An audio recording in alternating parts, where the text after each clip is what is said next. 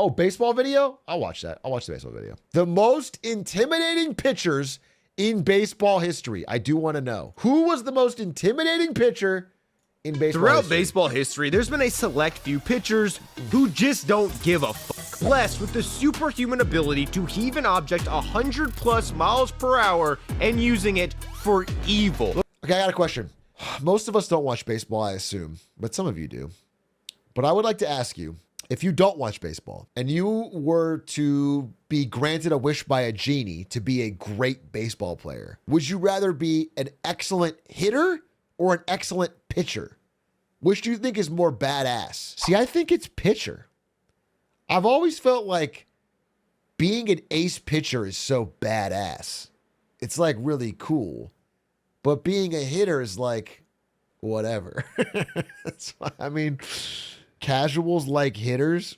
Yeah, well, I'm a casual and I like pitchers. I'm just saying, I think being a pitcher, if I had to pick one, it would be cooler to be the pitcher. Loren LeGros once threw at Bert Campaneris just because he was 3 for 3 that day. Campaneris responded by throwing a bat at his head. Mark McLemore got thrown at just for calling timeout. Some pitchers love doing this, even knowing it's going to cause a full-on brawl. Throwing at people just for bunting, just for being good, or just for this. Throwing at people just for fun and intimidating the out of them. But which MLB pitcher was the scariest? I mean, it's not like intimidating's the wrong word, right? Because if I like go like and like threaten my fist and you're scared, that's intimidating.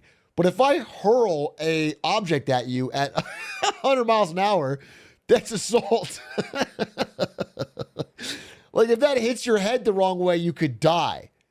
So it's not like I'm intimidating you. I'm trying to hurt you. Of them all. Well, it definitely wasn't this guy. Calling time is part of the sport. Before recently, a batter could call time as many times as he wanted. However, some pitchers will try to kill you for doing it. Jared Weaver throws a pitch and seems annoyed. Then, when he looks up to throw another, Kyle Seager isn't even looking at him. Then, he puts his hand up. In the words of Jared Weaver, quote, like he's fucking Derek Jeter. Calls time and apologizes, but Weaver doesn't accept. They exchange words, then it looks like someone in the dugout says something to Weaver. He stares at them and probably thinks, watch this. Seager calls time again, then says he's fucking ready and immediately gets drilled. Hitting MLB pitching is impossibly hard. Try doing it while knowing the guy you're facing might also throw a potentially life-altering pitch at your head just for calling time. I mean, it's actually fucked up to do. I'm sorry, this is not cool or intimidating.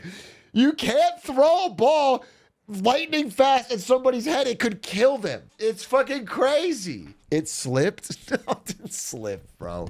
He's clearly mad at him and then taking it out on the batter. This intimidation game can turn an average pitcher into a great pitcher. However, Weaver only threw this pitch 82 miles per hour, so in no world could he ever be considered the scariest. Rob Dibble, on the other hand, has an argument. 6'4", weighing over 230 pounds, throwing over 100 miles per hour in the late 80s, early 90s. That alone made him one of the most intimidating pitchers in the league. The fact that he regularly threw at people was just a cherry on top. Before he even debuted, he made headlines for throwing a bunch of chairs into a pond. Then, in his first month, he hit Willie Randolph on purpose and got fined. In his second month, he hit Terry Peddle. Dude, how could he do this regularly and not get banned? It's just, you're just trying to hurt people. On purpose and got fined. 2 months later, he drilled Tim Tuffle, who charged the mound, and a fight broke out. Rob Dibble had to be contained by multiple players, and the brawl subsided. A minute later, Dibble got free and went back for round 2. Dibble took the league by storm. In his first 3 seasons, he couldn't be touched. He led relievers in K per night. I want to be a hitter now, dude. I don't want to be. Pitchers are whack. This is whack. Had the most WAR, had the second lowest ERA. Opponents only hit 181 against him. And in these 3 years, he also served 18 days of suspension for fighting and throwing at people. He once threw near a guy's head and got suspended because it started a full-on brawl with the Brewers, then got released and signed with the Brewers, meaning he had to serve his suspension on the Brewers for starting a fight with the Brewers. But this kind of thing was normal for Dibble. He'd throw 100 miles per hour near your face just to scare you, and hitters don't like that. Eric Yelding charged the mound on him for this, and Dibble gladly met him there. One time, Doug DeCenzo tried to sacrifice bunt on him, successfully laying down a bunt and scoring a run. Dibble found this so annoying. Instead of just throwing the ball to first and getting an easy out, he chucked it at DeCenzo as hard as he could and was kicked out of the game for doing it. One time, after getting a save, Dibble was so mad he chucked a ball. Dude, this is roid rage. This is fucking crazy. You're getting paid a few $1 million to play baseball. Calm the fuck down. Stop trying to kill people for fucking doing a bunt in the rules. 400 feet into the second deck, hitting a first grade teacher in the arm. And this was after a successful outing. Dibble really just didn't care. Everybody knew it, and it scared them. And the best example of that is the guy literally beat up his own manager. Yes, Rob Dibble fought his own manager in the clubhouse, and it's all on camera. After a game in September, the media was confused as to why Dibble wasn't put into the game, which ended in a 3-2 score. The manager explained that Dibble had a sore shoulder and couldn't pitch. Dibble said that was a lie, his shoulder was fine, confronted his manager, and a fight broke out in the locker room between him and his skipper. Rob Dibble fought his own boss on camera, and not only did not get fired, he pitched 2 days later. However, Dibble had no finishing move, no submission, and landed no significant strikes, so that takes him out of the running for most intimidating pitcher. He fought in order to be the most 42-year-old intimidating pitcher in baseball, you need to be capable of beating up an elderly man. Lenny Randle one time attacked his own manager, punched him in the face repeatedly, fractured his cheekbone because he didn't want to be the backup. He also bunted one time just so he could destroy a pitcher while running to first. However, he is a position player and doesn't qualify. Anthony Rendon once grabbed a man by the collar after a game. However, this man is older than Rendon, is not quite elderly. And that leaves Pedro Martinez. He one time threw a 72-year-old Don Zimmer to the ground in the middle of a brawl in a Yankee.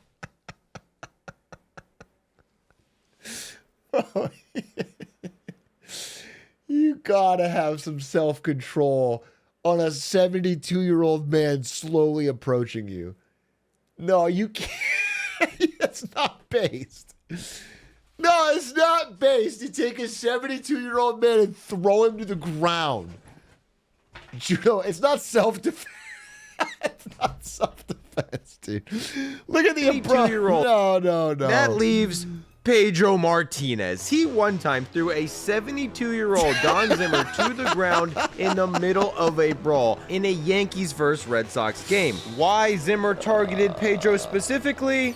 Because Pedro was obsessed with throwing at people. At one point, he was so small that Dodgers threatened to fine him if they saw him jogging for exercise. At one point, weighing less than 140 pounds, yet might have been in more brawls than any other pitcher in baseball history. In a game against the Rays, he felt Gerald Williams was standing too close to the plate. Not only was Gerald Williams not even standing that close to the plate, he was the first batter of the game. But Pedro wanted to send a message.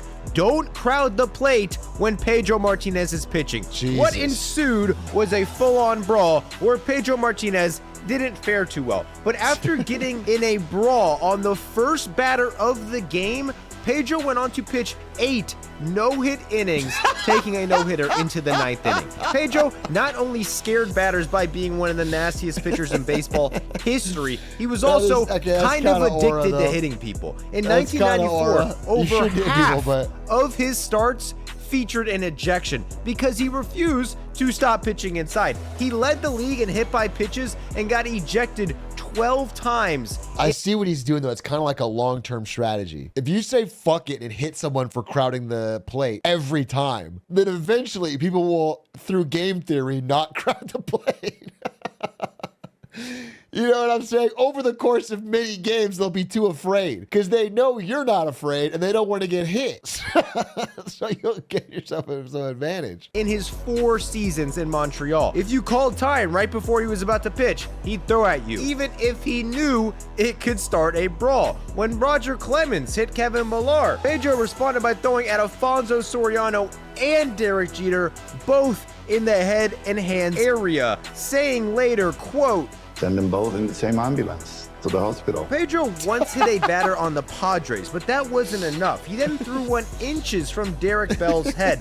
Bell thought about charging the mound, but didn't. Then Pedro stuck him out. Instead of charging the mound, he went to the dugout, waited for Pedro to stop paying attention, then charged the mound 20 seconds after the hit by pitch. Pedro himself says that when he hit a batter, 90% of the time, it was on purpose. Meaning, according to Pedro Martinez, he hit an estimated 151 batters on purpose throughout his career. That's crazy. But if you hit him with a pitch on purpose, he didn't like that. Pedro Martinez is one of the few pitchers in baseball history who charged the mound while hitting. Pedro's intimidation tactics caused nearly a dozen mound charges, but what's even more intimidating is a guy like Aroldis Chapman. He's had 0 on the mound confrontations because nobody in their right mind would ever charge the mound against this guy. He's funny. 6'4" and seemingly growing bigger every single season. Aroldis Chapman threw a fastball 105 miles per hour last year at 36 years old. A Cuban boxer illegally escaped a dictatorship just for a chance to play in MLB, and off-the-field assault accusations all add to the intimidating reputation. Yeah. But the real fear comes from the fact that he threw 106-mile-per-hour fastballs and most of the time had no fucking idea where it was going. He's responsible for one of the most terrifying innings ever pitched in baseball history. He comes in throwing 100 miles per hour, strikes out a guy who has no chance. The next batter watches a 101 mile per hour. How fast do paintballs go? You guys ever played paintball? You get shot with a paintball if you don't have like the good covering. You get a welt. It fucking hurts. So I can only imagine that a baseball around that same speed with a fucking, infinitely, way more mass. Yeah. It's gotta fucking hurt so much. It's gotta fucking hurt so, even if it doesn't hit your head and kill you, it's gotta hurt so much on like the arm. That shit can break ribs. Yeah. Our fastball almost kill him. Got up, collected himself, then watched another 100 mile per hour fastball come within inches of hitting him in the face. The Cubs dugout is freaking out and yelling at him, and he stares them down and laughs, then throws 3 straight 100 mile per hour fastballs right down the middle, and the guy has no chance. Proceeds to stare down the Cubs dugout as they scream even louder. Then Chapman completely loses control, throws a 101 mile per hour fastball inches from John Baker and walks him on 4 extremely wild pitches. Baker literally thanks God that he didn't get hit by any of these pitches. The Cubs finally make contact and a ground ball ends the inning. Chapman dismisses them and the bench is clear, but for obvious reasons, nobody comes close to throwing a punch at Chapman. Over 15 years, a batter has come to the plate to face Chapman 3,113 times. 40% of the time, this ends in a strikeout. That is the highest strikeout percentage in baseball history. He's also had seasons where he's walked close to 20% of the batters he's faced. At times, he has absolutely no control or any idea of where his fastball is going, which is absolutely terrifying because this is a guy who threw a pitch 100 and Actually, I don't want to be a hitter, dude. Who wants to be a hitter? The guy's just blindly chucking a baseball at 105 miles per hour at you in your direction. There's no way of fucking... That's crazy. 6 miles per hour, the fastest pitch ever thrown in human history. Basically, Chapman's arm possesses the ability to end somebody's life, and he almost has multiple times, because at least according to some of his... Dude, it's like being in front of a firing squad. Wait, have baseball players died from being hit by a pitch? Okay, only one, also named Chapman. Ray Chapman was hit in the head by a pitch thrown by a pitcher, Carl Mays, and died 12 hours later. He's, as of 2025, the only player to die directly from an injury received during only from Major League game. That's crazy. Oh, tons of injuries, but that's the only guy to get hit in the head and die. The pitch that killed. Jesus. His opponents, he has no problem throwing at your fucking head. But before we get to that, a quick word from today's sponsor. This video is brought to you by Factor, a meal service. Factor, check them out. They're great. Factor. In Cleveland, Nick Swisher came to the plate. Chapman chucks the first pitch 100 miles per hour over everybody's head into the backstop. Likely an accident because in the words of his manager, quote, Chapman does that about once a game. But Swisher stares him down for this, thinking Chapman was sending a message. In return, Chapman throws one 100 miles per hour inches from his face. In response to this attempted murder, Swisher stares him down and yells at him, then flies out and they exchange more words, but nothing ever happens because, like I said, nobody, not even Nick Swisher, is dumb enough to charge the mound on this guy. But on the basis of never throwing at someone for getting a hit, bunting on him, or simply just existing, we cannot call Chapman the most intimidating pitcher ever. Not when there's pitchers like Bob Gibson, who once threw a pitch at a batter in an old-timers game because that guy hit a home run off him decades earlier in an actual game. He also threw at a guy at an old-timers game. That's not intimidating.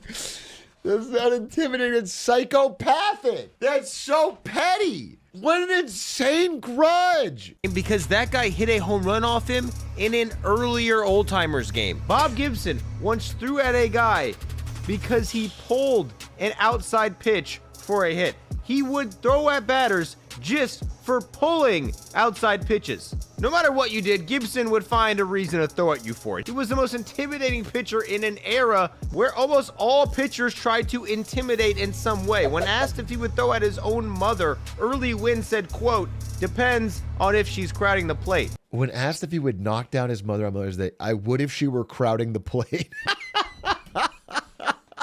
Dude, that's fucking crazy.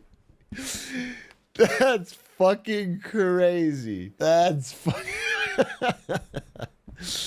You actually had to be...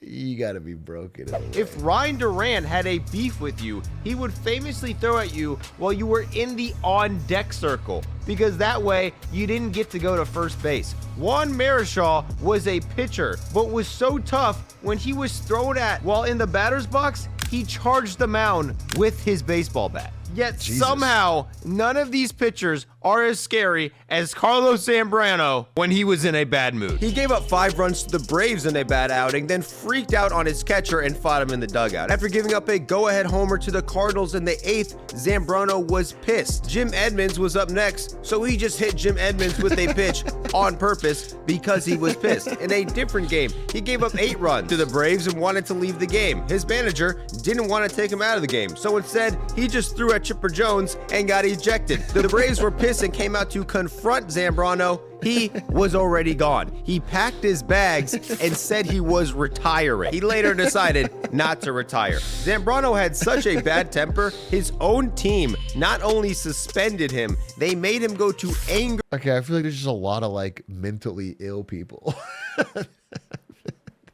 in the major leagues, dude. Management classes for 8 months because he had freakouts like this. After this call, he got in an umpire's face, bumped him, and got ejected. Nope, you're ejected. Zambrano ejected the umpire, then chucked a ball 400 feet over the outfield wall, went to the dugout, and proceeded to destroy a Gatorade machine. And this poor Gatorade machine had no chance, kind of like this bird.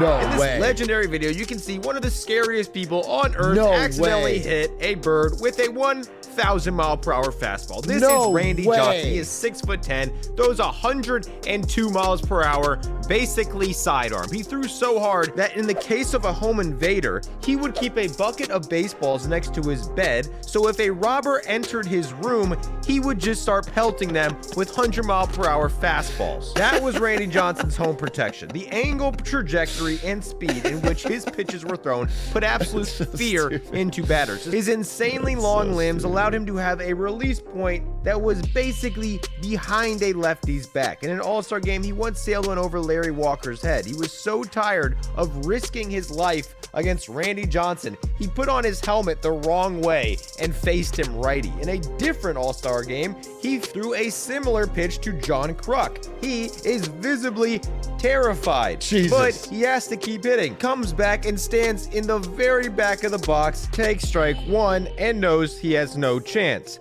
Then swings at misses at strike two and looks absolutely ridiculous. Then swings at strike three with one of the most ridiculous swings you'll ever see. And this was an all-star. These kind of swings weren't uncommon. People were so afraid to get hit by his fastball. When he ended up throwing a slider, they would put up some of the most ridiculous scenes ever seen in Major League Baseball. But unlike the people I've mentioned already, Johnson wasn't even trying to be intimidating. He was just massive, threw fast, and was very wild for much of his career. He rarely, if ever, threw at people or even near people on purpose, unless you were someone like Kenny Lofton, who got mad at this errant pitch. Randy basically charged Lofton so he could scream in his face. The bench is cleared, but after some shoving, the game resumed, and Randy threw another one right next to his face.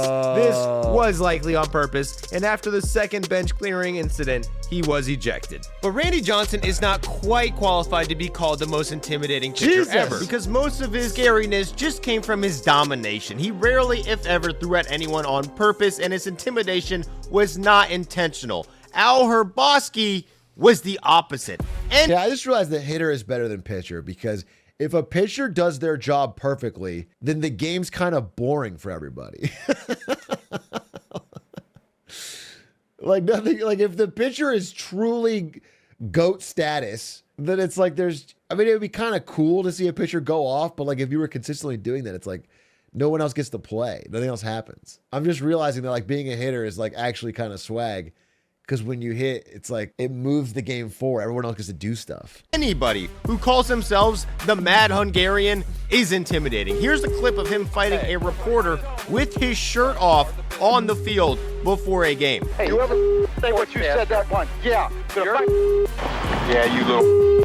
This guy created an entire persona to strike fear into batters. He grew a Fu Manchu. When his team tried to make him shave it, he flipped, filed a grievance with the Players Association, and eventually got suspended for his Fu Manchu, saying his Fu Manchu is what made him successful, that it struck fear in batters, saying, how am I going to convince them I'm a dangerous hitman if I look like a golf pro? Al Hrabosky was putting up a 6 ERA, feared he was going to be out of the league, then decided to just start acting like a crazy person. He'd enter a game, rub the ball as hard as possible, pound the ball into his glove like a psycho, then almost instantly started dominating. From this point on, people started calling him the Mad Hungarian. However, this intimidation tactic took forever and pissed people off. Bill Madlock, annoyed with the long routine, just decided to walk out of the box. Then, when he walked back into the box, the Mad Hungarian would just repeat his entire routine over again.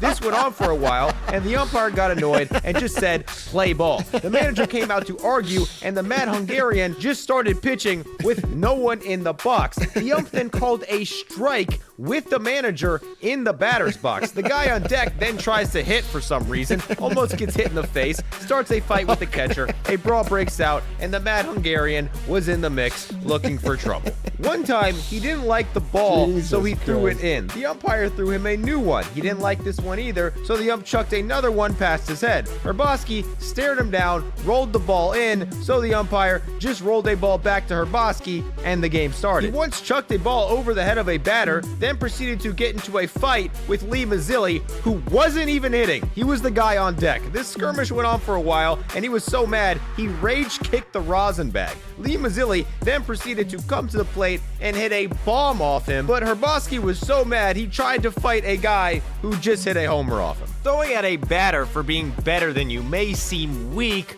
but some will hit you for less. Some pitchers will throw at you just for bunting, just for calling time, and just for for doing this, and Nolan Ryan would do all of the above. Yes, Jesus. even an action as small as this would set him off. Famous for throwing at any batter who would dig into the box. If he caught you digging your cleats into the dirt, he'd throw at you. By the way, it is literally impossible to step into a batter's box without digging your cleat into the dirt at least a little bit. So every single batter who faced Nolan Ryan was paranoid they'd get hit just so for stupid. stepping in the box. Not to mention, this is a guy who threw 100 miles per hour in the 70s. If you bunted on him, he would almost, without fail, throw a pitch at you or near you the next time you came to the plate. Also, if you ever got down 0-2 to Nolan Ryan, that meant you were getting thrown at. He would throw pitches inches from batters' heads just because he was up 2 strikes and could afford to throw a ball and knew it would scare them. Basically, no matter what you did, Nolan Ryan took it as an excuse to throw a ball at you or near you. And if you wanted to do something about it, that wasn't smart either. Just ask Robin Ventura. I'm just wondering if they're psychopathic or if there's a strategy to it, to where, like, if you mix in throwing at them, if you can get away with it, they become scared. They don't hit as well. You know, if like you're the madman who might do it, then they can't think about it. Who famously charged the mound and was put in a It's not a headlock good and thing. struck I'm just repeatedly by Nolan Ryan, who was 46 years old at the time. Robin Ventura was 21 years younger than Nolan Ryan at the time of this altercation. Ryan was a tough guy. He literally used rattlesnake oil to heal his sore arm. In one of his 7, That can't work. yes, 7 no-hitters, he was so dominant. The Tigers felt so helpless. The last batter of the game literally came to the plate with a leg from a table he got from the clubhouse. The umpire stopped the game and told him he couldn't use a table leg to hit with, and he said, quote, "Why not? I'm not gonna hit him anyway." He then got a regular bat, struck out for the last out of the game. It was Nolan Ryan's 17th strikeout to complete a no-hitter. But somehow, even that doesn't seem as impressive as the time that Nolan Ryan got hit in the face with a ball, started bleeding from his face, then proceeded to stay in the game, throw a complete game, and waited till after the game to go to the hospital to get 7 stitches. that's And good, the Chad. pure and utter ruthlessness, cruelty, and straight up domination is what makes Nolan Ryan the most intimidating pitcher. Fucking psychopathic, dude. Fucking psychopathic. I can't follow this shit, baseball shit.